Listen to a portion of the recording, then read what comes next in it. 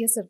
మార్కెట్‌లో చాలా మంది ఇప్పుడు మీరన్నట్టు మీరు ఎప్పటినుంచో చెప్తున్నారు గానీ, ఇప్పుడు గల్లీకొక న్యూట్రిషనిస్ట్, డైటీషియన్ ఈ మధ్య ఇష్యూస్ చాలా ఉన్నాయి. వీళ్ళ ప్రజల్లో వాళ్ళు సో, కాదు. వీళ్ళకి లైసెన్స్ అక్కర్లేదా సార్? నా డౌట్ అది. అమ్మ లైసెన్స్ ఉన్నాడు ఏం పీకాడో చెప్పు, నేను అప్పుడు లైసెన్స్ గురించి మాట్లాడతా. లైసెన్స్ ఉన్నాడు పీకితే లైసెన్స్ లేనాడు ఎందుకు వస్తాడు? ఆనంద దగ్గరికి కరోనా అనగానే లక్షల మంది వెళ్ళారు. ఏ కార్పొరేట్ హాస్పిటల్కి వెళ్ళాడు? ఎందుకు వెళ్ళారు తెలుసా?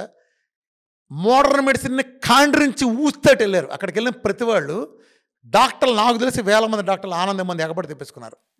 వాళ్ళ వ్యవస్థ మీద వాళ్ళకే నమ్మకం లేక, వాళ్ళ వ్యవస్థ మీద వాళ్ళకే నమ్మకం లేక.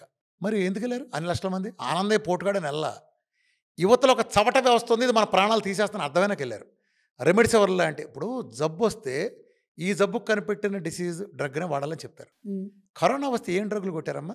దేనికి? రొమటైటిస్ పనికిరాని, మలేరియాకి తీసేసినాయి, క్యాన్సర్ డ్రగ్గులు, టైప్ 1 డ్రగ్గులు, రెట్రోవైరల్ డ్రగ్గులు, ఎయిడ్స్ డ్రగ్గులు, ఏది దొరికితే స్టాక్లో ఏది మిగిలిపోతే అది WHO చూసిన ఆంబోతులకు ఆ స్టాంప్ వేయటం, వీళ్ళు వదిలేయటం. రెమెడిసివర్ని ఎంత దేవతం చేశారు, ఎంత కమ్మారు.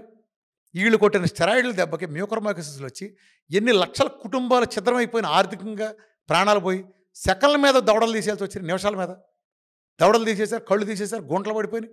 బ్లాక్ మ్యాజిక్ కారణం ఎవరు? ఇష్టం వచ్చిన స్టెరాయిడ్లు కొట్టి ఈరోజు ఎవాస్కులర్ నెక్రోసిస్ 30 ఏళ్ళ కుర్రాళ్ళు 40 ఏళ్ళకి ఈ రోజు నా దగ్గరికి వస్తారు, ఇలా కొడితే నడువు విరిగిపోద్ది, మొక్కలైపోద్ది.